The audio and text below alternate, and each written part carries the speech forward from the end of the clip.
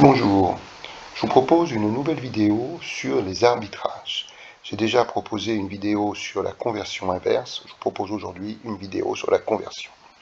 Pour cela, nous allons commencer par parler de la vente à terme. On va prendre l'exemple d'un contrat vendu à terme au prix grand F de 100 €. Ça veut dire que le vendeur de ce contrat à terme recevra 100 € à l'échéance. Et on va dire que grand S est le cours de l'actif sous-jacent ou actif support sur le marché au comptant le jour de l'échéance. Donc S est le cours auquel l'actif support du contrat à terme peut être acheté à l'échéance. Je précise cela parce qu'à l'échéance, le vendeur du contrat à terme doit déboucler sa position. Il a vendu, donc il déboucle en rachetant au prix grand S. Alors, on va regarder le profil de résultat à l'échéance. Donc, on va faire différentes hypothèses du cours de l'actif support ou du sous-jacent, comprises entre 80 et 120 €. Alors, rappelons qu'il s'agit d'acheter pour déboucler la position. C'est la raison pour laquelle j'ai considéré des montants de sortie de trésorerie que j'ai mis entre parenthèses, moins 90, moins 100, moins 110, moins 120. Pour un opérateur qui a vendu à terme et qui, en tout état de cause, reçoit 100 à l'échéance, qui est le prix à terme. Par conséquent, son résultat à l'échéance est de 20 € si le cours du sous-jacent est de 80, puisqu'il a acheté à terme pour déboucler sa position à hauteur de 80 et qu'il a encaissé 100. Si le cours du sous-jacent est de 90, il gagne 10, à 100, il gagne 0, à 110, eh bien, il perd 10, puisqu'il a vendu à 100 et il doit déboucler sa position en achetant à 110, il a perdu 10, et si le cours du sous-jacent est de 120, il a vendu à 100 et il déboucle en rachetant à 120, moralité, il a perdu 20.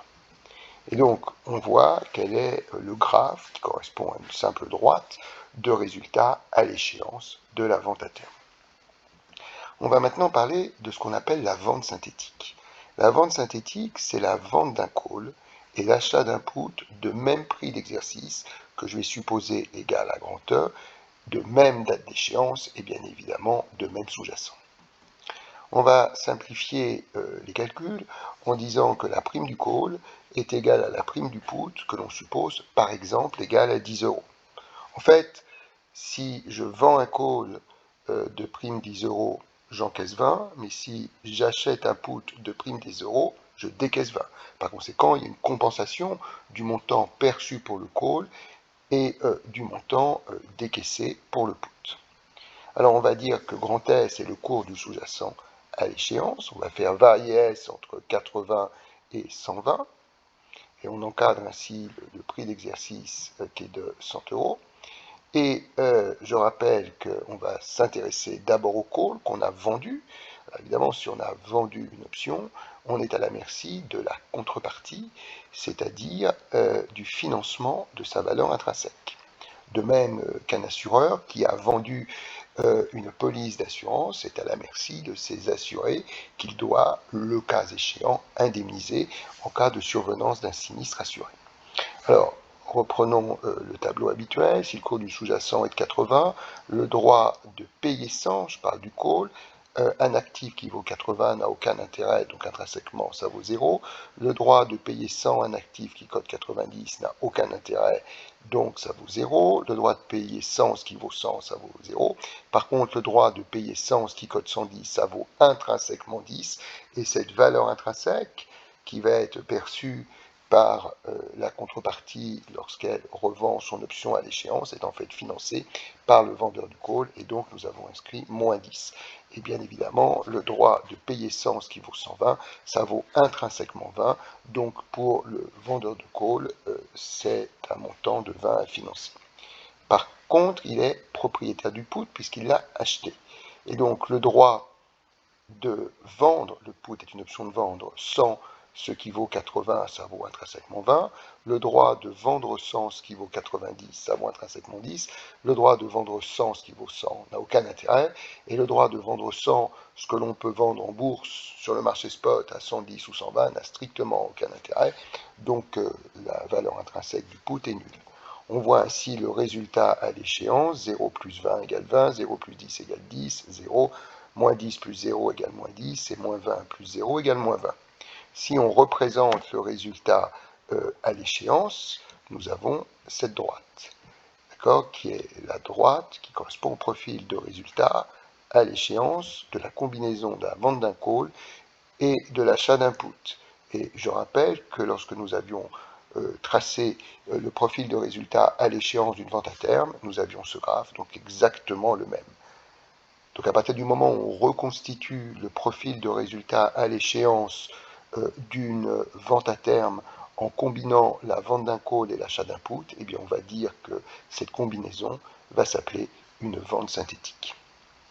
Alors maintenant que nous avons défini ce qu'était la vente à terme et la vente synthétique, on va parler de l'arbitrage dont on doit s'occuper, c'est-à-dire de la conversion.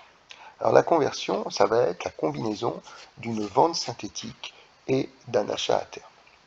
L'idée est la suivante, c'est que si je fais un achat à terme et une vente à terme, il est certain que mon résultat sera de 0. Mais si les marchés ne sont pas totalement efficients, s'il subsiste des poches d'inefficience, il se peut que l'achat à terme et la vente synthétique, qui remplace la vente à terme, permettent d'obtenir un résultat positif. Et c'est ce qu'on appellera le résultat d'arbitrage, pour une raison que je vais expliquer dans quelques instants. Alors, rappelons ce qu'est la vente synthétique. C'est la vente d'un call qu'on va décrire de la façon suivante, prime C et prix d'exercice grand E. Donc on combine la vente d'un call et l'achat d'un put, prime P, prix d'exercice grand E. Je rappelle que le call et le put sont supposés avoir le même prix d'exercice. Et on combine ça avec un achat à terme au prix grand F. Et on va appeler S, comme on l'a vu dans les slides précédentes, le cours de l'actif support ou le cours de l'actif sous-jacent sur le marché au comptant à l'échéance. On appelle grand R le résultat, bien sûr avant impôt, à l'échéance, et on va ainsi écrire ce résultat à l'échéance. Alors si je m'intéresse au résultat à l'échéance, il y a deux choses à prendre en compte.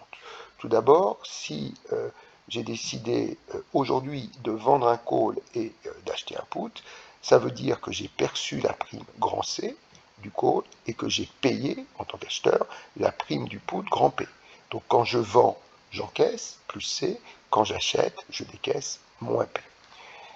Ça, c'est une première chose. La deuxième chose, c'est que à l'échéance, j'ai d'abord un call qui a été vendu. S'il a été vendu, cela signifie que son éventuelle valeur intrinsèque doit être financée par le vendeur du call. Dit autrement, c'est ma contrepartie qui va en bénéficier. D'où le moins, pour dire que je finance la valeur intrinsèque.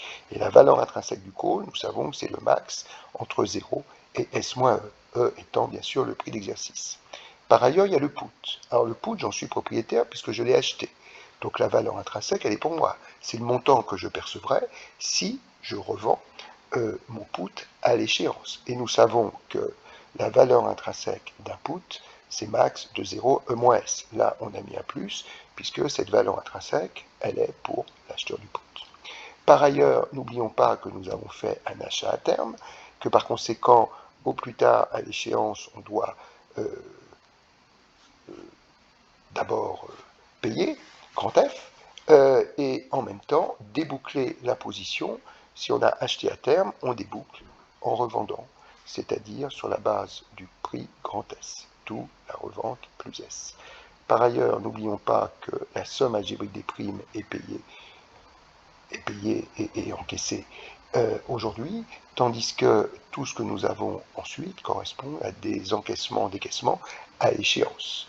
Nous recherchons un résultat à l'échéance, par conséquent, il s'agit de placer tous les flux à l'échéance, ce qui veut dire que l'excédent de cash correspondant à C-P va être placé jusqu'à l'échéance, donc multiplié par 1 plus R à la puissance t, et si C moins P est négatif, c'est-à-dire si il y a un besoin de cash, et bien il est emprunté jusqu'à l'échéance. Par conséquent, pour mettre tous ces termes à l'échéance, puisque ceux-ci y sont déjà, il convient de capitaliser C moins P en multipliant par le facteur de capitalisation 1 plus R puissance t.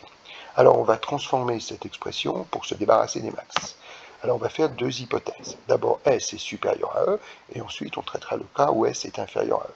Alors si S est supérieur à E, en faisant passer le à gauche, ça veut dire que S moins est positif, et en faisant passer le S à droite, ça veut dire que E moins S est négatif. Ainsi, on va écrire que R est égal à, donc C moins P 1 plus R puissance T est identique sur ces deux lignes. Par ailleurs, si S est supérieur à E, si S moins E est positif, le max entre 0 et S moins E est égal à S moins E. En revanche, le max de 0 E moins S étant négatif, est égal à 0. Et je recopie moins F plus S. Évidemment, on peut enlever la parenthèse qui est ici, et donc le moins parenthèse S moins E devient moins S plus E. Tous les autres termes ont été recopiés, et on voit bien que l'on peut simplifier moins S et plus S. Et ça nous donne finalement un résultat à l'échéance qui est égal à C moins P, 1 plus R puissance T, plus E moins F. Nous constatons d'ores et déjà que ce résultat est indépendant de S. Hypothèse 2, S est inférieur à E. Ce qui revient à dire, en passant le E à gauche, que S moins E est négatif, et en passant le S à droite, du signe inférieur, que E moins S est positif. On va repartir de cette ligne avec les max, et nous allons voir comment nous débarrasser systématiquement des max. Alors, bien évidemment, on recopie C moins P 1 plus R puissance T, comme je l'avais fait déjà dans l'hypothèse 1. Maintenant, nous savons que nous sommes dans l'hypothèse où S moins E est négatif, par conséquent le max de 0 et d'un nombre négatif, c'est 0. Et par ailleurs, si S moins E est négatif, donc E moins S est positif, le max de 0 et de E moins S, c'est évidemment E moins S. Et puis bien évidemment, j'ai recopié moins F plus S.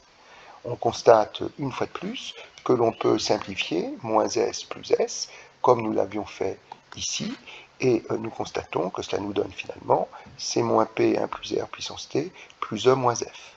Et donc nous arrivons à une double constatation. La première, c'est qu'une fois de plus, le résultat est indépendant de S.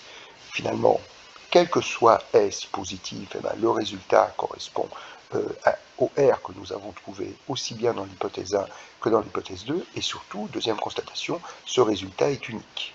Si ce résultat est unique et qu'il est indépendant de S, c'est un résultat d'arbitrage. Alors, cela signifie que l'on a ainsi constitué un portefeuille non risqué, et un portefeuille non risqué, par conséquent, doit rapporter le taux sans risque. C'est la raison pour laquelle la somme algébrique des primes, c'est-à-dire C moins P, est capitalisée en multipliant par 1 plus R à la puissance T, où R est le taux sans risque. Et du coup, le profil de résultat à l'échéance est une droite qui est parallèle à l'axe des abscisses. Ça veut dire que le résultat est toujours le même, quel que soit le cours du sous-jacent à l'échéance.